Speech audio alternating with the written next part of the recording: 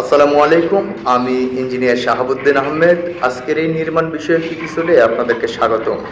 আজকের এই চারতলা ফাউন্ডেশন বিশিষ্ট ভবনের বালি, পাথর, রড, সিমেন্টের মূল্য সহ বিল্ডিংটি কত টাকায় মিস্ত্রিকে কন্ট্রাক্ট দেওয়া হয়েছে সেই বিষয়ে আপনাদেরকে সংক্ষিপ্ত আকারে ধারণা দেওয়ার চেষ্টা করব। ঢালাইয়ে যে ব্ল্যাক স্টোন পাথরগুলো দেখতে পাচ্ছেন, এই পাথরগুলো দিনাজপুর থেকে নিয়ে আসা হয়েছে।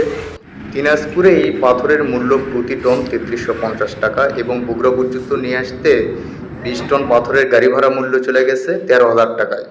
সেই হিসাবে প্রতি সেফটি পাথরের মূল্য ১৭৫ টাকা। তবে আপনারা যদি এই বেশি পরিমাণে পাথর নিয়ে আসেন, দেখা যাচ্ছে ২০ টনের জায়গায় যদি ৩৫ টন বা ৪০ টন করে যদি আপনারা বড় গাড়ি বা ১০ চাকার গাড়িতে যদি নিয়ে আসেন, সেক্ষেত্রে কিন্তু খরচ কিছুটা কম হতে পারে।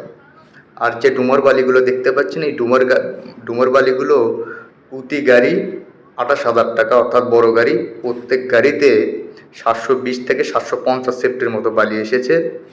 সেই হিসাবে প্রতি সেফটি বালির মূল্য এসেছে ৪০ টাকা। আর যে সিমেন্টগুলো দেখতে পাচ্ছেন, এই সিমেন্টগুলো হচ্ছে সুপারকিট সিমেন্ট।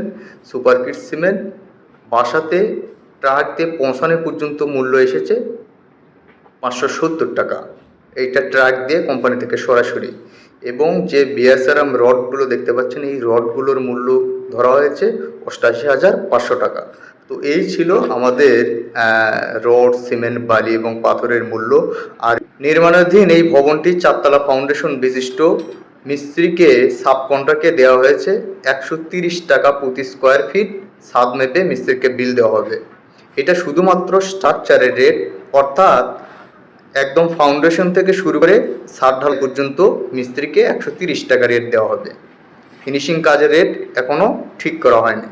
এই বিল্ডিংয়ে যে সমস্ত কাজগুলো আজকে আপনারা দেখতে পেলেন, প্রত্যেকটা কাজই খুব সুন্দর এবং নিখুঁত ছিল।